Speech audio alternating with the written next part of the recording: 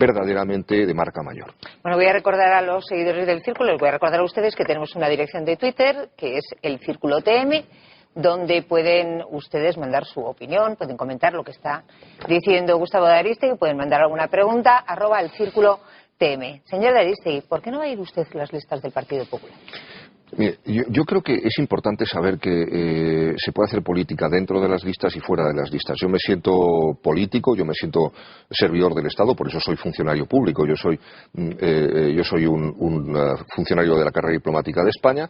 Yo di el salto a la política porque quería hacer algo más que la función pública, y mi partido sabe, el presidente de mi partido sabe que yo estoy a sus órdenes lealmente, que tengo muchísima ilusión y ganas de trabajar por el proyecto del Partido Popular donde se considere que puedo ser más útil, y desde luego yo tengo muchísima ilusión y desde luego tristeza sí por haber salido de las listas, porque yo me sentía político, me gustaba el Parlamento, soy de los que creen ¿Le está pasando factura Mariano Rajoy por algo? No, en absoluto. Estos son pequeños accidentes políticos que ocurren. Yo tenía un pequeño desfase territorial, si uno quiere llamarlo de alguna manera. Lo he comentado mil veces. Creo que huelga entrar en él de una manera más detallada una vez más, porque lo he contado por todas partes, o sea que lo doy por explicado, como diría el mal profesor. Lo que sí quiero decir es que yo tristeza sí tengo, porque me gusta el Parlamento y porque creo que el Parlamento es el centro de la vida política española, pero mi ilusión es servir al proyecto de mi partido, porque creo que es el mejor para España, y con mi modesta contribución, mi pequeño grano de arena, contribuir a la victoria del Partido Popular y de Mariano Rajoy, y contribuir a servir a mi país, a sus ciudadanos, desde donde se considere que puedo hacerlo mejor y ser más útil. Sí. Javier, yo quería preguntarle, porque, vamos a ver, ¿cuál es la diferencia? Yo sé que usted hace el análisis internacional y muy bien hecho y nos lo está explicando, la posición de Rusia, de China, pero en realidad, ¿cuál es la diferencia entre Siria y Libia? Es decir, ¿por qué Libia, en cuanto empiezan los problemas internos y la oposición al régimen de Gaddafi, la OTAN, o sea, hay una resolución de Naciones Unidas y la OTAN empieza la operación, y sin embargo en Siria no? Porque esto al final lo que lleva a la gente es la justificación de esa idea, que yo creo que es un poco pueril, del petróleo, de que las guerras se hacen por el petróleo.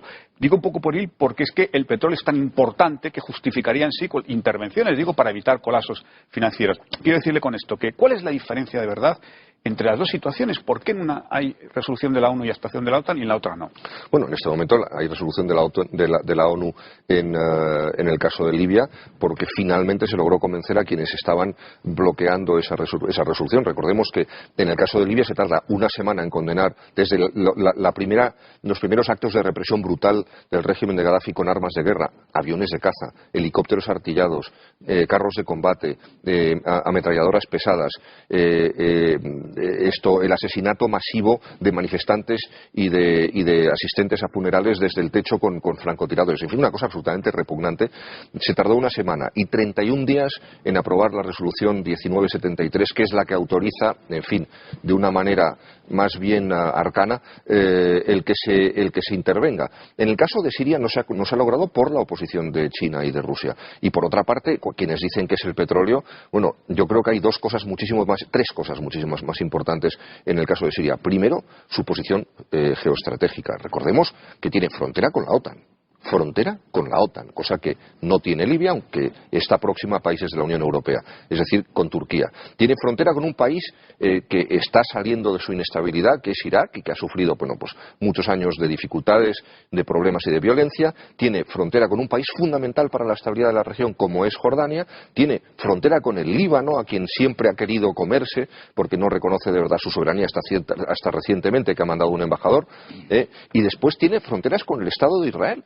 Y es además el país que es la plataforma de proyección de poder y de inestabilidad de un elemento ajeno a la región, que ni es árabe ni es de la mayoría suní del Islam, que es Irán, y que a través de Hezbollah en el Líbano y a través de Hamas en los territorios palestinos siempre proyecta inestabilidad, incertidumbre, inseguridad y quién sabe si algo peor.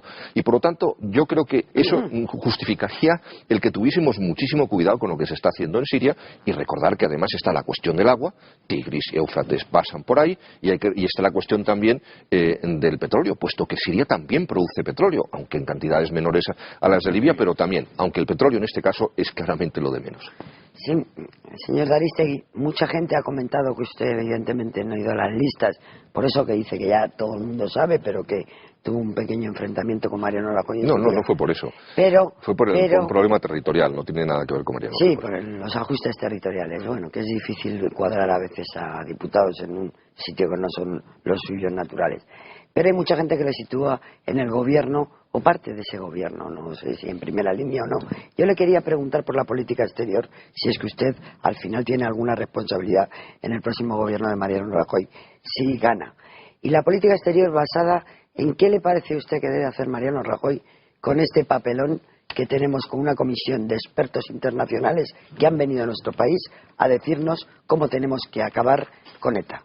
O sea, ¿qué va a ser lo que va a tener que hacer Mariano Rajoy para dar imagen de qué es esto? Que esto no es un país al que se pueda venir, poner sus bases, irse gente importantísima que ha estado en esa Todos comisión. los gobiernos democráticos de España, todos han sentido lo que significa el aislamiento y a veces el desprecio, la incomprensión y la falta de solidaridad de otras democracias cuando luchábamos contra ETA al principio de nuestra democracia. La falta de credibilidad que todavía tenía nuestra democracia nos causó muchos problemas y era muy, muy doloroso el tratar de justificar siempre ante otras democracias que ETA no era un grupo de luchadores por la libertad, que eran unos repugnantes asesinos y que desde luego España era una democracia plena, completamente consolidada y que no tenía absolutamente ninguna excusa que pedir. La segunda cosa, pero es que esto no ocurre en los 70 ni en los 80, es que yo recuerdo todavía cuando llega el Partido Popular al gobierno en el año 96, en alguna reunión bilateral con algún ministro europeo, escuchar algunas barbaridades absolutamente inconmensurables por la boca de algún dirigente de un país, obviamente no grande, y obviamente esto nos trae hoy a esta situación, y esto que ha ocurrido ahora nos demuestra muy claro que se sigue sin conocer cuál es la historia de ETA, se sigue sin conocer cuál es la profundidad y la solidez de la democracia española y se sigue sin respetar lo que significa el Estado de Derecho en España y la memoria de las víctimas. Si eres capaz de preguntar en 10 segundos Sí, y Gustavo de contestar en otros 10. Si el PP llega al gobierno, ¿vamos a volver a esta política de sumisión a Estados Unidos que tuvo el gobierno Aznar o cómo se va a conducir? Niego la mayor. No hubo una política de sumisión a los Estados Unidos, no. Yo creo que lo que hubo es una política de coordinación con la primera potencia del mundo. Y yo creo que lo que ha ocurrido durante mucho tiempo con el gobierno socialista es que ha ajustado su política exterior respecto de Estados Unidos a la simpatía o antipatía del presidente de los Estados Unidos. Y eso es una irresponsabilidad mayúscula. Uno tiene que tener una relación fluida con Estados Unidos con independencia de que el inquilino de la Casa Blanca sea demócrata o republicano. Y además tiene que poder decirle sí o no. Y quiero recordar además que fue el gobierno de José María Aznar el que se opuso frontalmente, activamente y eficazmente, por ejemplo, al disparate jurídico internacional que supuso la ley Helms-Burton, que perjudicaba gravísimamente a empresas españolas y que de no haber tenido la interlocución directa en ese caso con Clinton y después con Bush, muchas empresas españolas, alguna hotelera importantísima, habría sido multada con multas inhabilitantes por parte de la administración americana. Y eso se logró gracias a que la interlocución era fluida y que no siempre se les dijo que sí, sino cuando no se estaba de acuerdo con Estados Unidos se les dijo que no. Y eso solo se logra cuando se demuestra a la primera potencia del mundo que primero es un país serio, un país fiable y que no pone la intensidad o la confrontación con los Estados Unidos de América en función de que te caiga mal Bush y te caiga bien Obama, sino en función de los intereses de España y en función de entender que Estados Unidos sigue siendo la primera potencia del mundo. Gustavo de Aristegui, nos quedamos a la espera de que pasen las elecciones, de a ver si va usted a alguna embajada y cuál va a ser su próximo destino. De momento nos quedamos leyendo este libro interesantísimo, yo se lo recomiendo, Encrucijadas Árabes, lo que España y el mundo se juegan. Se aprende mucho con los libros de Gustavo de Aristegui. Yo le agradezco mucho que haya estado una vez más con nosotros en el círculo. Ricardo, Esther, Javier, muchísimas gracias. A las 3 vamos a tomarnos una tila o dos si son pequeñas. Y mañana aquí volvemos a las 8:30. Nos visitará Miguel Arias Cañete. Hasta entonces sean buenos y aprovechen este miércoles que está casi sin estrenar. Hasta luego.